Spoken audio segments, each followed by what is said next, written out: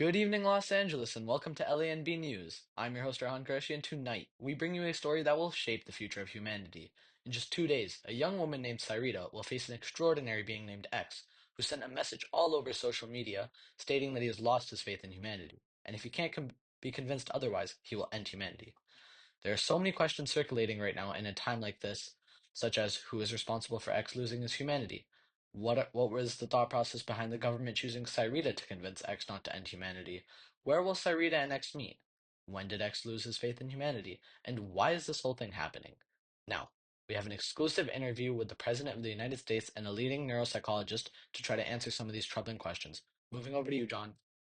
Thanks, Rayhan. I'm here with the President of the United States and Dr. Patel, a renowned neuropsychologist. Thank you both for joining us. Thank you for having me.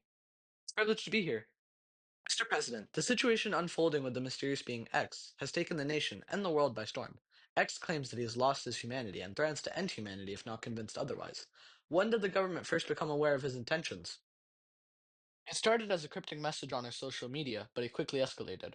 Our intelligence agencies were the first to pick up on the signal, essentially a cry for help. We learned that X is not just any person, but something beyond what we know as human. His words are troubling, and we immediately conveyed experts across fields such as philosophers, psychologists, scientists, and our top security teams to understand what he means by losing his humanity. Dr. Patel, as a neuropsychologist, what insights can you provide into X's state of mind and his claim of losing humanity? From a neuropsychological perspective, X's statements reflect a profound detachment from what we would consider fundamental aspects of humanity: experience, empathy, connection, purpose. It's possible that X has experienced trauma or existential despair, which might have caused this loss of faith. Understanding his cognitive and emotional process will be a key to addressing his grievingness and restoring his belief in humanity.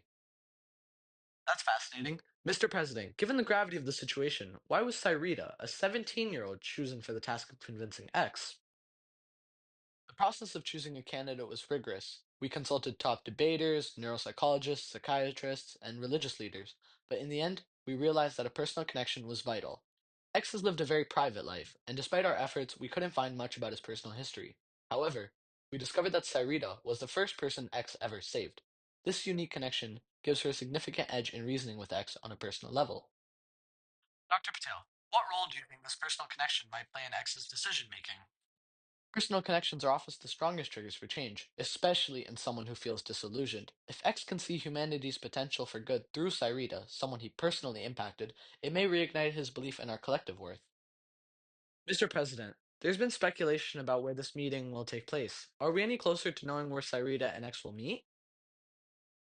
Unfortunately, X has insisted that only he and Cyrita know the meeting's location. We've decided not to tell Cyrita to avoid jeopardizing the situation. Dr. Patel, based on your expertise, why do you think X is being so secretive? This secrecy could stem from a desire to control the narrative and setting, ensuring a space where he feels safe and unthreatened. It may also reflect his mistrust in humanity's broader systems. Lastly, Mr. President and Dr. Patel, do you think we're prepared for what's to come? It's hard to prepare for something so unprecedented.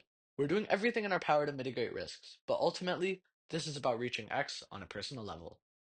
I agree. This is less about political maneuvering and more about emotional and psychological renounce. We must approach X with genuine intent to understand and offer hope.